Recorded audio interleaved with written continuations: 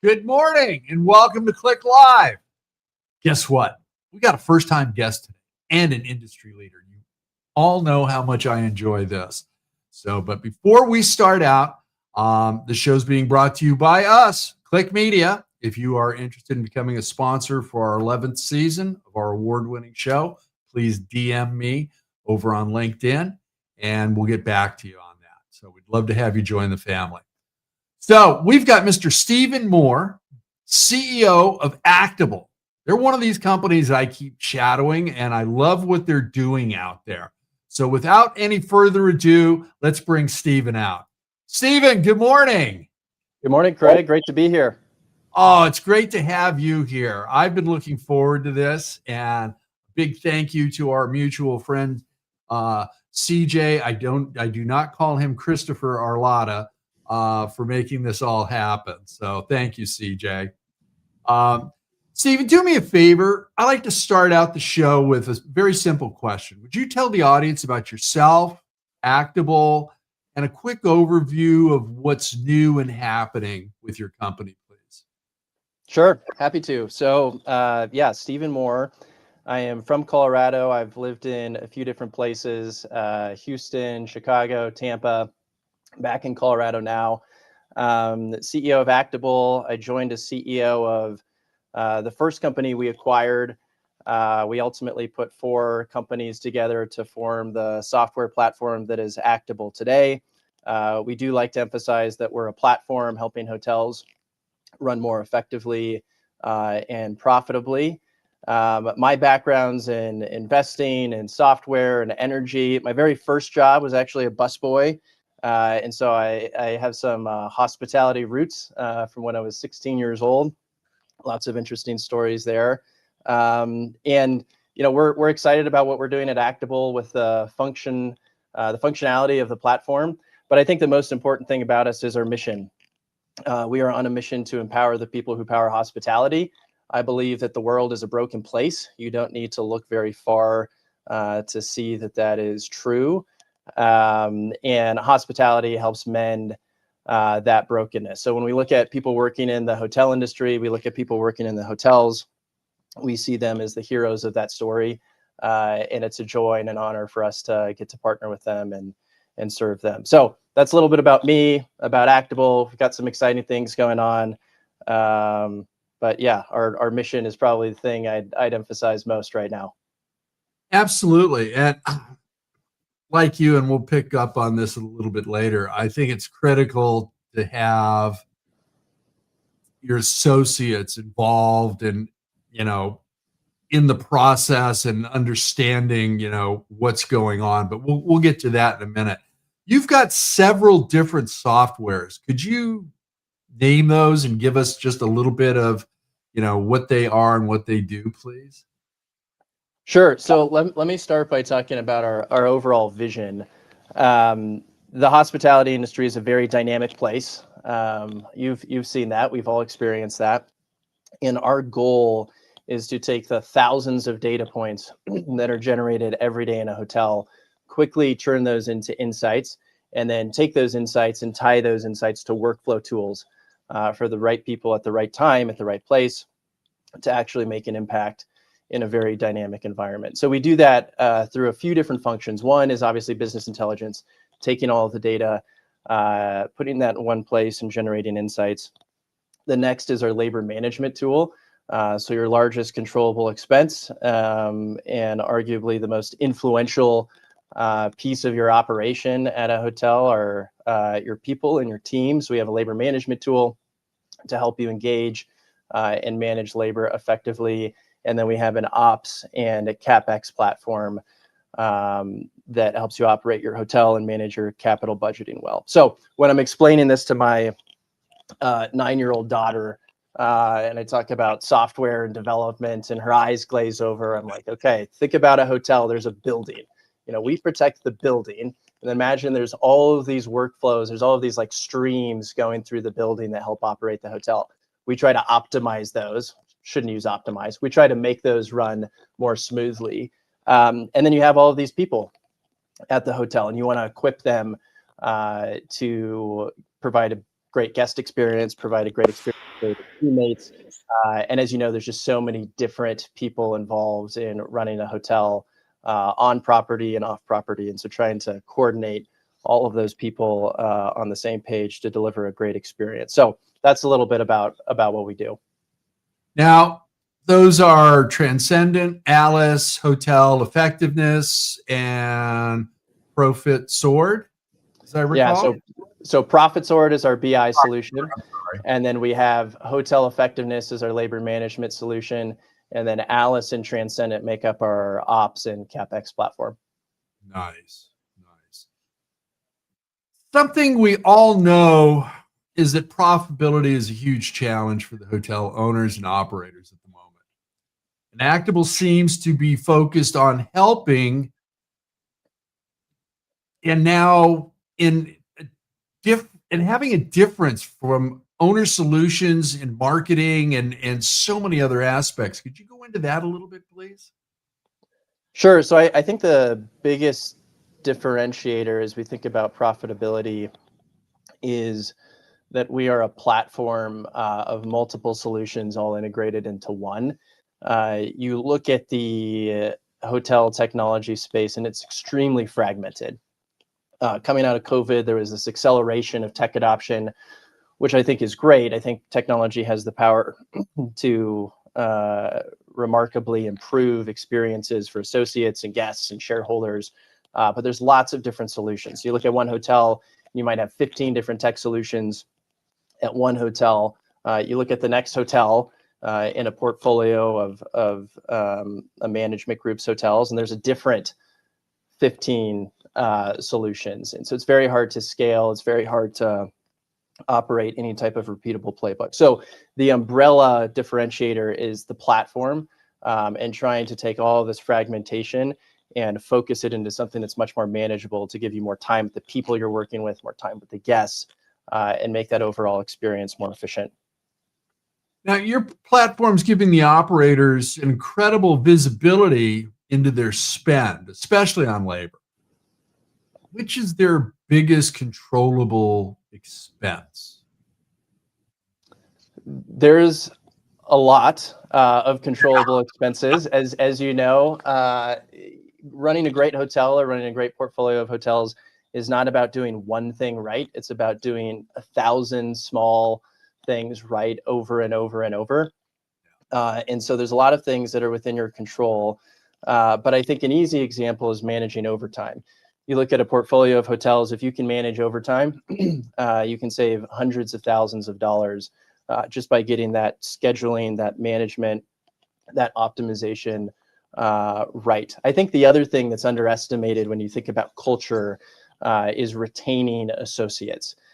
Turnover is very expensive. We have a very high turnover industry. And so the more we can do to equip and empower the people that are working in hospitality to stick with their hotel, to stick with their team, that dramatically reduces expense as well and increases your profitability. So labor is the biggest one. Just by some simple implementations and focus, you can save hundreds of thousands of dollars, obviously depending on the size of your portfolio. Exactly, and your locations as well. I mean, you know, city of Los Angeles keeps shooting itself in the foot. Okay, and I'm just thankful I'm not involved with a hotel within the city limits. Okay, but you know, I like what you're saying, and I think that, you know, each market has got its own idiosyncrasies, and I see your platform helping the owner, the management group target what they need to do. And staffing is a problem, but I also think right now in the hospitality sector, it's the greatest time for promotion if you're cross-trained. Okay, we all know that AI is coming. It hasn't arrived. We're still discussing it way too much, but it's coming.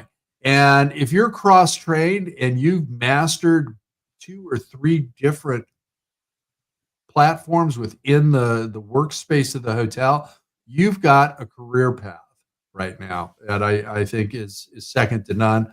And we need to do a better job as an industry. And I've been singing this song for decades about recruiting. This is an industry where you can have a very fruitful career and take it as far as you want to go. Oh yeah, that's absolutely right. I mean, I think it's an amazing industry where you can start out as an intern or busboy or whatever you want to say, and you can work your way up through hotels. And there's so much value in that experience. To your point, the hotels that seem to win, the leaders that seem to succeed, don't find some static formula and it's like we're just going to run this formula over and over and over again. It's about that ability to adapt to something that's changing all of the time. And I think just on the recruiting trajectory, there aren't too many industries where you can do well, make a living, support whatever you're doing with your life, while also doing good, right? Yeah. And there's this really beautiful kind of marketplace integration of making a positive impact in the world, while also being able to support your family and make a living in the hotel space. That's unique to hotels, I think, in a way that's really underestimated and underappreciated. I couldn't agree more. And I'm going to add you to a very finite list of examples. My feeling has always been the leaders that started out as an hourly associate that end up going to the C-suite are the ones that really have the tremendously positive impact on the industry. You started out as a busboy. I always use Chris Green. He started out working food and beverage at a hotel. Tom Gachet over at Davidson started out as a doorman. And the back of your head and those other two gentlemen is always the thought of how was I treated when I was an hourly associate? And you remember what it's like to, you're not as old as me, but you probably saw it when you had somebody sticking a cigarette butt in the middle of their food plate when you were bussing the table. Nothing more disgusting than that. Right. Well, there is, but we're not going to go down that path. Yeah. But it's you bring that legitimacy and that can-do attitude to your clients, and that's what is one of the things that really impresses me about you and your team. That's nice of you to say. And I'll just, if I can take a moment to highlight the team. One of the stats I'm most proud of at Actable, there's a lot of growth, there's a lot of impact that we have. But we have, I think it's over 1,000 years of combined hotel experience on the team, right? So we have a lot of people that came from hotels, were in the industry, grew up in the industry, and that's invaluable perspective. I don't think we want the whole team with just that perspective. I think it's nice to have some fresh perspective too, and some tech perspective, and you mold those things together. But it is a really special group, a really special industry. And so to be able to draw from the people that were in the hotels, in the trenches, serving guests, I think is a differentiator for us. Exactly. And I use this example. I love it when you're looking to acquire a hotel and you're doing your market research. Okay. Now, when I started, it was the AAA book and going to a title insurance company and getting comparable hotel sales in the market. Okay. And those were all things that you carried around with you. Now, everything is on your phone. Okay. And it makes it a lot easier. But as part of that team, I always enjoyed a person who made the jump from being a very successful GM to now being part of the acquisition team, because they've got this fresh set of eyes and they know almost instantaneously when they walk in what is wrong with the operations of that hotel. They can spot it on somebody's face. And I can too. I mean, I always say hi to the staff, whether it's a business hotel, a resort, CLIC, or whatever. And if they're looking down saying hello and mumbling, I know there's issues there. If they're looking you in the eye and they're saying hello, how are you? How's your trip so far? I know I've got a great staff around me, and that's just going to amp up my stay at their property. So That's right. And those things don't show up on a spreadsheet all the time. Obviously, there's consequences over time of those actions that may show up on a spreadsheet, but hard to assess that just looking at the numbers. Absolutely. You know, it's very difficult to have a win right now. Okay. We've got a lot of different, headwinds. It's a perfect, well, I hate to use the expression perfect storm, but it's shaping up to be a perfect storm. Let's put it that way. In our market where RevPAR forecasts are flat or even negative, we're looking at a challenging 6, 12 months and beyond, possibly. Where can operators actually find the wins right now? How are your customers navigating this environment? Yeah, it's a great question. And I feel like it's a question that we're constantly asking ourselves in different cycles every, 6 to 18 months, which is good. We get a lot of practice to focus on what we can control as an industry. So there's only so much you can control on the top line. The macro environment, we'll just call it as a broadly sweeping statement of things that are out of our control, but there's a lot you can control at your hotel. It'll go back to labor. How can you be more productive with your labor? How can you be more efficient? But that doesn't mean just pushing people to the brink, right? That also means increasing the engagement level at your hotels. And so I gave the overtime example where, even trimming that 1% across a large portfolio of hotels, you can save a lot of money. I think now is also not the time to be penny wise, pound foolish. And so we've seen some people that have pulled back on certain things that may look great, call it for the next month, in terms of, we're cutting this expense that actually leads to higher OpEx down the road in the next 6 months to a year. And then I think the other thing is, on that, it's not just penny wise, pound foolish on the operating expense. You can be penny wise, pound foolish on the CapEx too. And that may take a little bit longer, and that is a bit easier to hide because you say, hey, we can cut this maintenance program, not take care of our assets. Well, that may not show up for a few years, and you may think it's at best future use problem. At worst, you're thinking, well, that'll be somebody else's problem, but eventually it will pop up. So I think focusing on labor, and then also just being mindful of, okay, we don't want to be too penny wise and pound foolish when it comes to our operating expenses or our CapEx down the road. There you go. Culture. It's got to be a strategic advantage. Okay. I know you talk a lot about culture, and I think people don't always connect the dots between company culture and the bottom line. What's your take on that relationship, please? Yeah, I think you're going to have better outcomes when you have people that really connect to a mission. And so they know why they're showing up to work. They connect to the purpose of why they're showing up to work. And then you foster a sense of not only belonging, but also performance. And those things go hand in hand. So I remember I had a professor who used to say that if you can relate to people, then you can influence people. And if you can influence people, then you can lead people. And there's a lot of leadership that's needed in hotels right now. And that doesn't have anything to do with your title. It has everything to do with your ability to relate to people and influence people. And so it goes back to the basics. There's no silver bullet here. There's no easy button.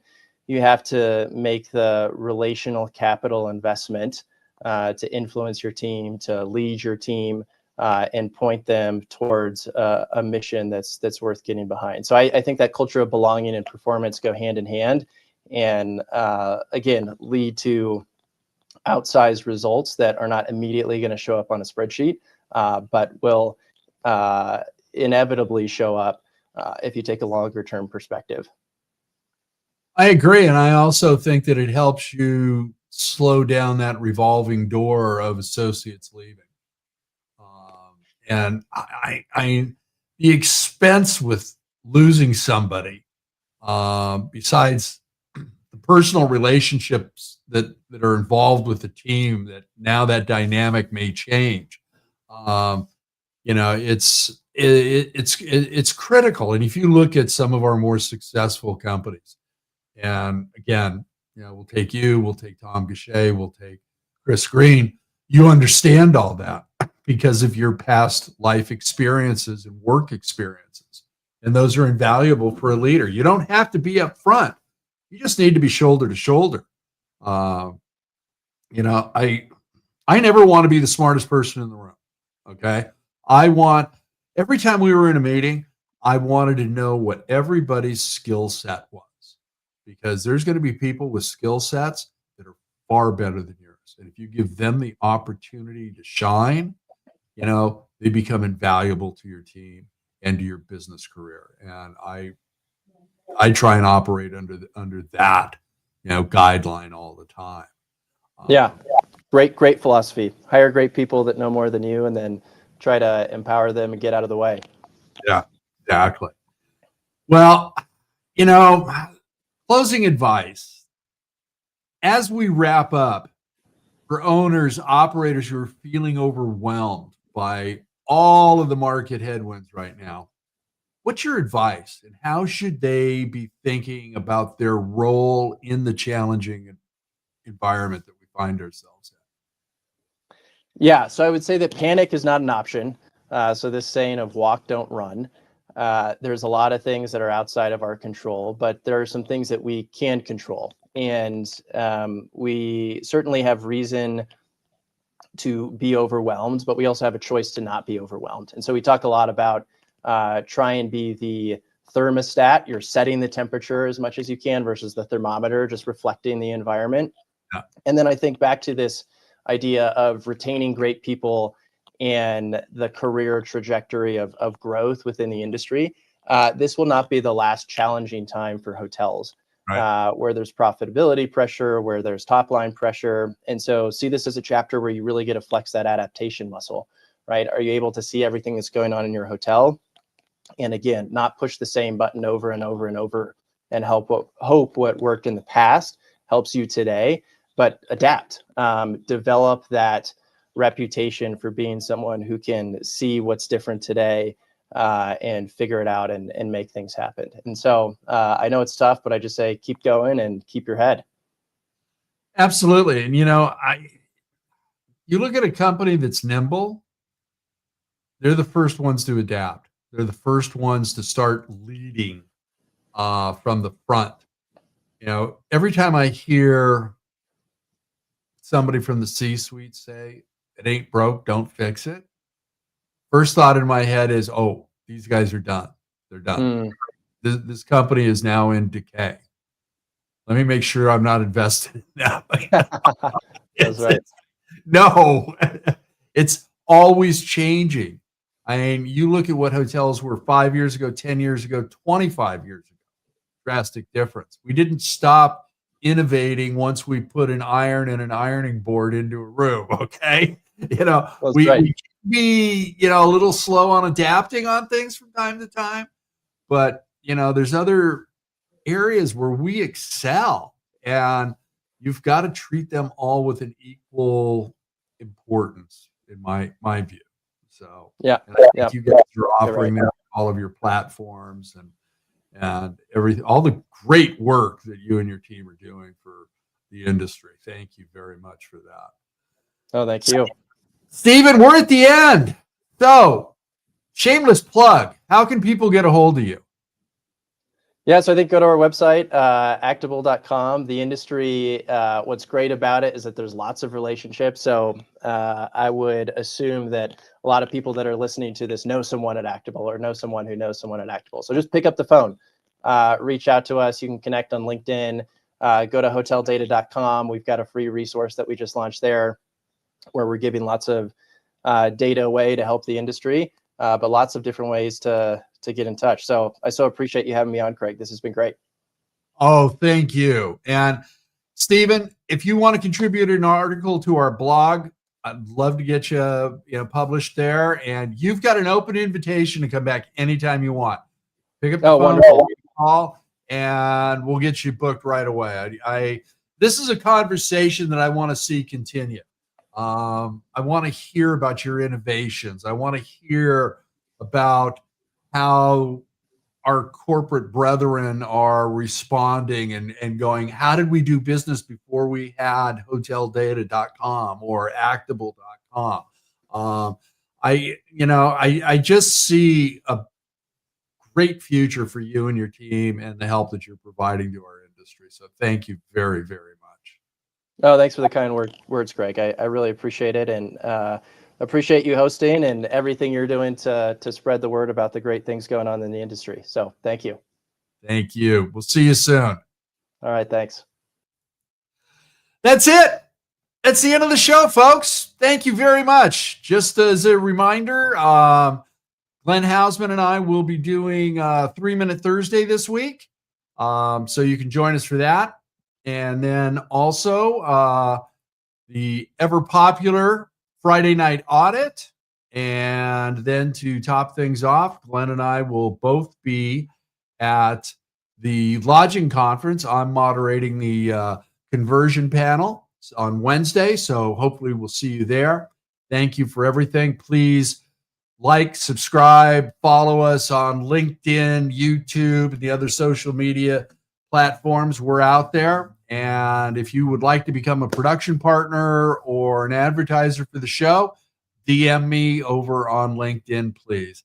And as I am very fond of saying, be kind, share your knowledge, go be amazing.